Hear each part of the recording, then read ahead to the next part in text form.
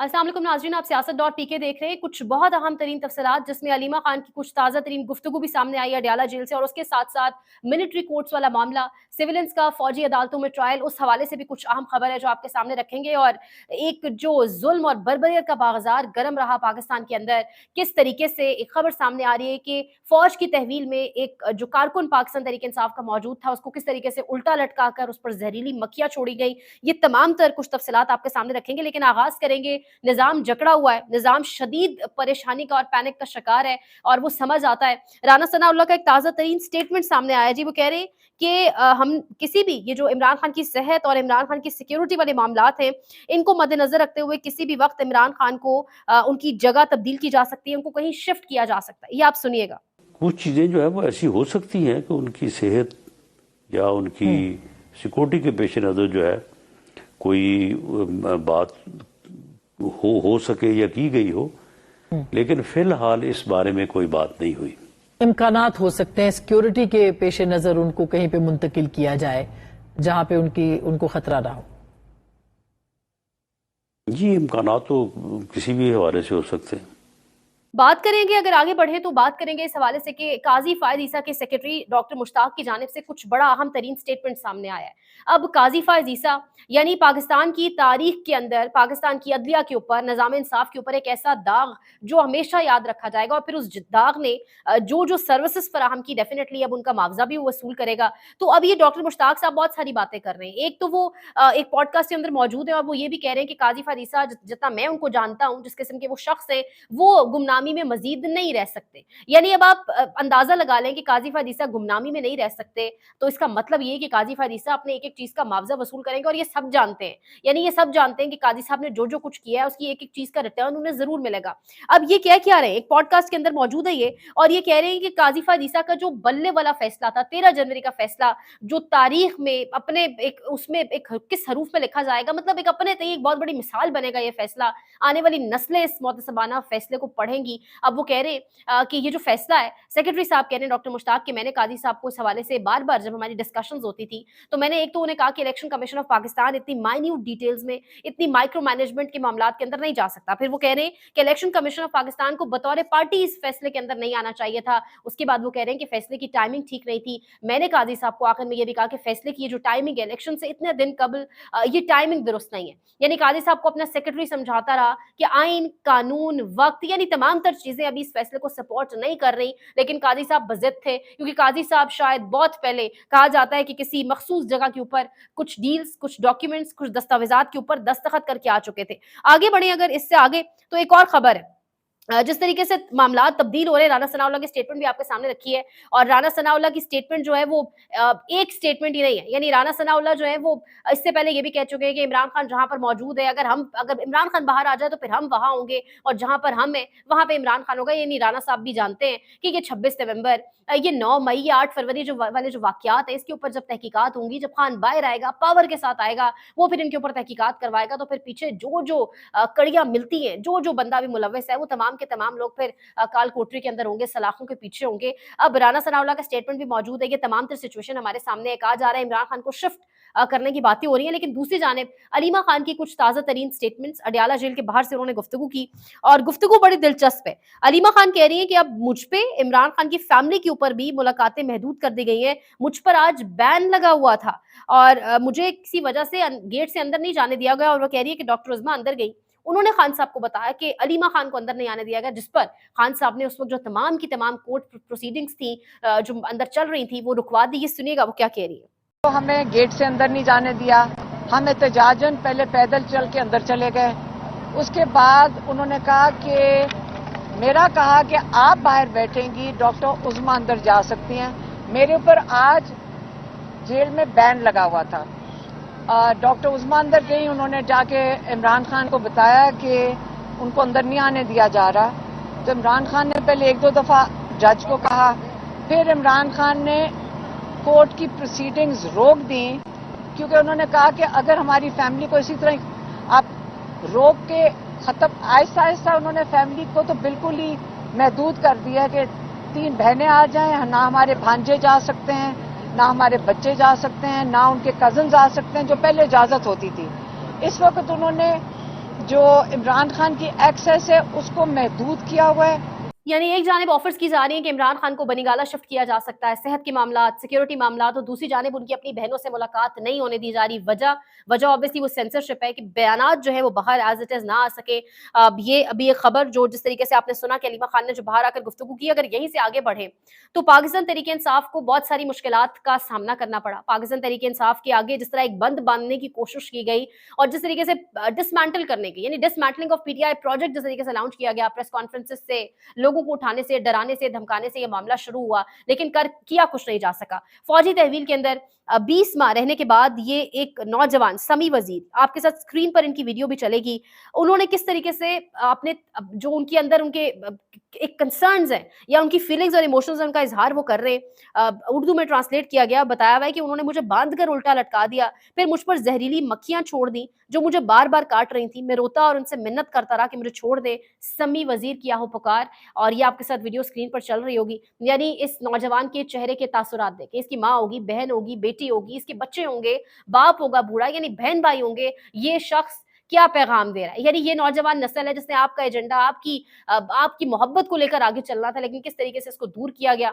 किस तरीके से इदारे की जानिब से, यानी ऑब्वियसली फौजी तहवील में जो लोग थे, तो फिर किसकी तहवील में थे, मैं और आप सब जानते हैं, तो किस तरीके से इसको मारा गया, यानी ये डिसमेंटल करने की कोशिश की गई। इस तरीके से जुल्म और बर्बरियत का बाजार गर्म करके कोशिश की गई कि पाकिस्तान तहरीक इंसाफ को तोड़ा जा सकता है। वर्कर टूट जाएगा, इमरान खान टूट जाएगा, लीडर टूट जाएगा। कभी लीडर को धमकी दी जाती है, कोर्ट मार्शल हो जाएगा, मिलिट्री कोर्ट्स में आपको भेज देंगे, तमाम तर धमकियां दी गई, लेकिन हुआ क्या? सिंध की तरफ जो यहाँ से कारकुनान रिहा होके गए, वहां जाके उन्होंने जो गुफ्तगू की, जिस तरीके से उन्होंने नारे लगाए, यानी हो कुछ नहीं सका। जो डिसमेंटलिंग ऑफ पीटीआई प्रोजेक्ट था वो कहीं से भी कामयाब नहीं हुआ, लेकिन हुआ क्या?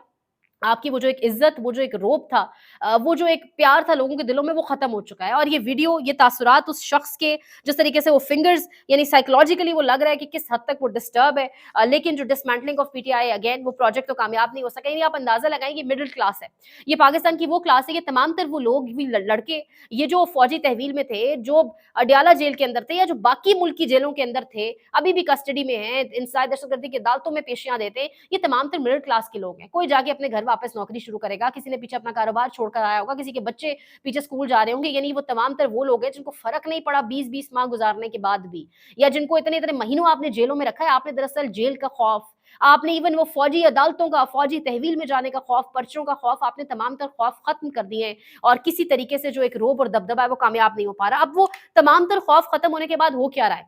दो बड़ी इंटरेस्टिंग चीजें। एक तो इमरान रियाज खान का एक क्लिप मैं आपके सामने रखूंगी, इसमें वो कह रहे हैं कि पाकिस्तान पीपल्स पार्टी को बाकायदा तौर पे कह दिया गया है कि अच्छे बच्चों की तरह जो काम चल रहा है इसको चलाए। नून लीग को गारंटी दे दी गई है कि पाकिस्तान पीपल्स पार्टी किसी सूरत भी आपका साथ नहीं छोड़ेगी। और मरियम नवाज के बारे में वो कह रहे हैं कि उनको एक्टिवेट कर दिया गया है, लॉन्च कर दिया गया है। फौजी एस्टैब्लिशमेंट के बारे में वो क्या कह रहे हैं, ये सुनिएगा। पाकिस्तान की एस्टेब्लिशमेंट बहुत ताकतवर है। पाकिस्तान की एस्टेब्लिशमेंट जिसको चाहती है मावराए कानून जेल में डाल देती है, जिसे चाहती है वो जबरी तौर पे लापता कर देती है, जिसे चाहती है वो उसे इक्तदार में ले आते हैं, जिसे चाहते हैं उसे इक्तदार से निकाल देते हैं। पाकिस्तान की एस्टेब्लिशमेंट के बहुत बड़े बड़े कारोबार और बहुत बड़े बड़े स्टेक्स हैं जिनके बारे में अब सारी दुनिया जानती है, कोई ढकी छुपी बात तो है नहीं। उन्होंने ये तय कर लिया है कि अगर इमरान खान साहब कुछ शराइत नहीं मानते तो फिर इमरान खान साहब के साथ किसी किस्म की बात नहीं होगी। दूसरी जानिब इमरान खान साहब शराइत मान ही नहीं रहे। इमरान खान साहब का जो स्टेटमेंट है उसमें आपने देखा, उन्होंने कहा जी 10 साल का मंसूबा है। जो मौजूदा आर्मी चीफ हैं उनकी पॉलिसी है कि इसी तरह चलाओ मामला, पाकिस्तान तरीके इंसाफ के लिए कोई रूम नहीं है। तो फौज का पॉलिटिक्स के अंदर जो किरदार है वो तो सबके सामने, आपको ढका छुपा तो है नहीं। मरियम नवाज को एक्टिवेट किया गया। आप गुज़िश्ता 2 दिन से मरियम नवाज के लहजे के अंदर रऊनत देख रहे हैं। आपको नजर आ रहा होगा कि ये वही रऊनत है जो कुछ अरसा पहले हुआ करती थी, लेकिन उसके बाद जब जुल्म और जबर की चक्की बहुत ज्यादा तेज चली है तो उस वक्त एक खामोशी भी थी। अवाम के अंदर जब शदीद तरीन रद्द अमल आया तो उस वक्त एक खामोशी भी थी, लेकिन उसके बाद ये जो रऊनत वाली आवाज है और वो जो लहजा है वो दोबारा से अब आप महसूस कर सकते हैं। अब जिस तरह इमरान रियाज खान साहब जिक्र कर रहे हैं कि किस तरीके से मरियम नवाज खान की लहजे में एक रऊनत महसूस हो रही है, वहीं पर खबर यह है Punjab set to raise new riot management force, जिसमें एक बाकायदा तौर पे एक प्लान आया है सामने जिसमें इनकॉर्पोरेट किया जाएगा trained dogs for crowd dispersal, यानी क्राउड को डिस्पर्स करने के लिए डॉग्स को यानी कुत्तों का इस्तेमाल किया जाएगा। पाकिस्तान तहरीक इंसाफ के क्राउड, कौन से क्राउड की बात हो रही है हम सब जानते हैं।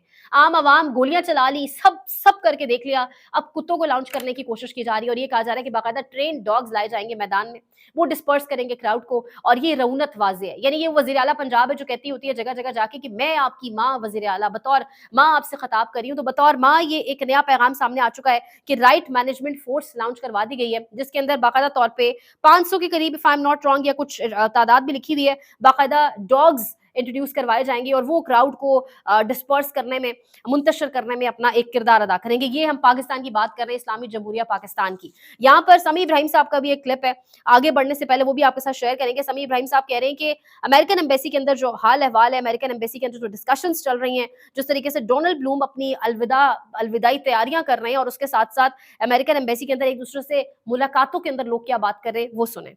यूएस एम्बेसी में कल एक फंक्शन था जिसमें बहुत सारे लोग इनवाइटेड थे, सहाफ़ी भी इनवाइटेड थे। तो वहां पर जो गुफ्तगू हुई, अगर हम उसको सामने रखें तो आपको पता चलेगा कि आइंदा क्या होने वाला है। जो अमेरिकन एम्बेसी में सहाफ़ी गए, उनके साथ गुफ्तो शनीद का सिलसिला, अमेरिकन डिप्लोमेट्स का, तो सवाल किया गया उनसे, कुछ सफारतकारों से, कि जनाब ये बताइए, डोनाल्ड ट्रंप साहब आ रहे हैं, बड़े बयान शान सब कुछ हुआ, तो क्या जो पाकिस्तान में क्या होने जा रहा है, आप क्या समझते हैं? तो उन्होंने आगे से हंसते मुस्कुराते हुए ये कहा, भाई साहब आप हमसे पूछ रहे हैं पाकिस्तान में क्या होने वाला है, हमें तो ये नहीं पता कि एम्बेसी में हमारे साथ क्या होगा। तो बड़ा एक इस पर एक कहका भी बुलंद हुआ कि क्या होना है एम्बेसी में, आप तो माशाल्लाह इतना बड़ा मुल्क है, बड़ा सेटल्ड है हर चीज़, तो आपके साथ क्या होना है? तो उन्होंने कहा कि ये पता नहीं क्या होना है, हम तो खुद इस मामले में बड़े परेशान हैं और कुछ नहीं कह सकते। फिर जनाब ये पता चला वहाँ पे जो सहाफ़ी गए हुए थे कि जो अमेरिकन एम्बेसडर हैं डोनाल्ड ब्लूम, वो अपना सामान वामान उन्होंने पैक कर लिया और वो वापस जाने का बिल्कुल तैयार बैठे हैं। तो अभी जो उनका टेन्योर है वो अभी खत्म होने में थोड़ा टाइम है, यानी अभी वो कुछ दिन मजीद यहाँ पे बड़े आराम से रुक सकते थे।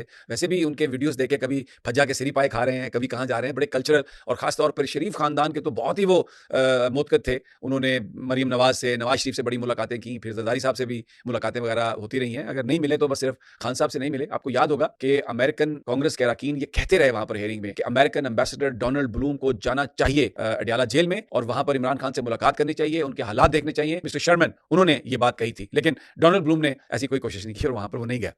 आखिरी जो आपसे खबर डिस्कस करनी है, फौजी अदालतों के अंदर सिविलियंस का ट्रायल, उस हवाले से आईनी बेंच आज रवा हफ्ते की गालिबन ये चौथी या पांचवी समाअत थी और आज भी ख्वाजा हारिस साहब दलाइल मुकम्मल नहीं कर सके।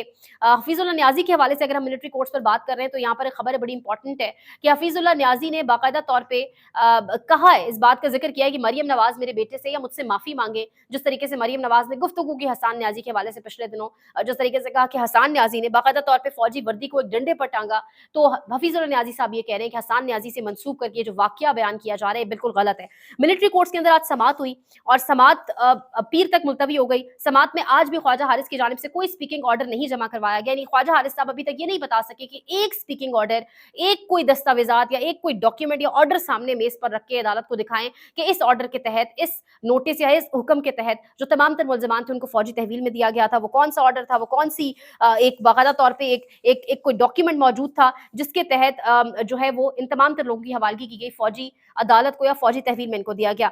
आज जजेस की जानिब से कुछ बड़े दिलचस्प रिमार्क्स भी सामने आए। जजेस ने सबसे पहले तो ये कहा कि हमें तरीकाकार वाजे किया जाए और बताया जाए कि किस तरीके से मिलिट्री कोर्ट्स के ट्रायल का तरीकाकार क्या है और उस पर हमें मुतमईन करेंगे। जमाल खान मंदुखेल ने कहा, उस पर मुसरत हिलाली ने यह भी कहा कि जो अफसर ट्रायल चलाता है फौजी अदालतों में, जो अफसर ट्रायल चलाता है वो फैसला खुद नहीं सुनाता, बल्कि फैसले के लिए वो केस आगे अपने बड़े अफसर को भेज देता है। तो जब बड़े अफसर ने वो तमाम तर केस सुना ही नहीं होता, ट्रायल सुना नहीं होता, ट्रायल चलाया नहीं होता, तो वो फैसला दे कैसे सकता है।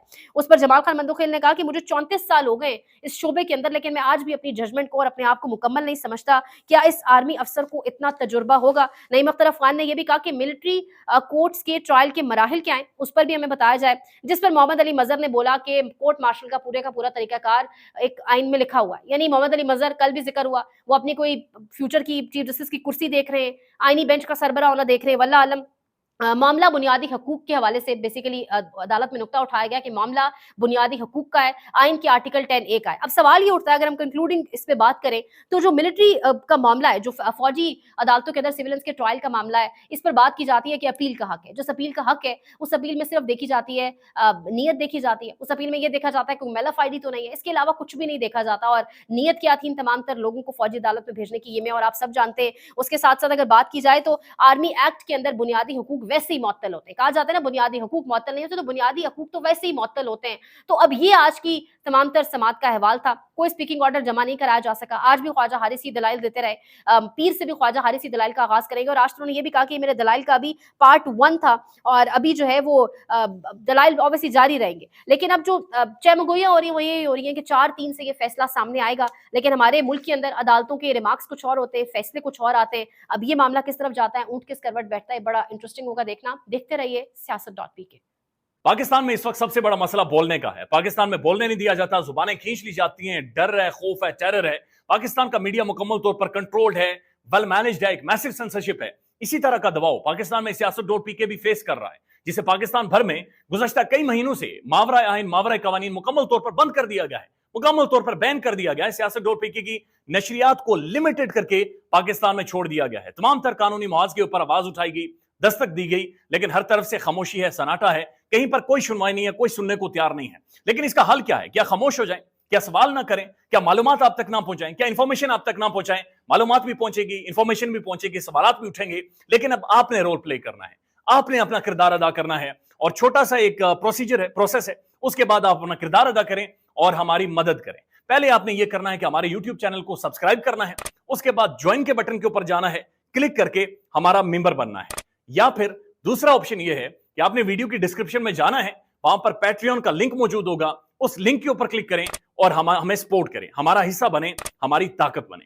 ख्याल रखिएगा। अल्लाह हाफिज।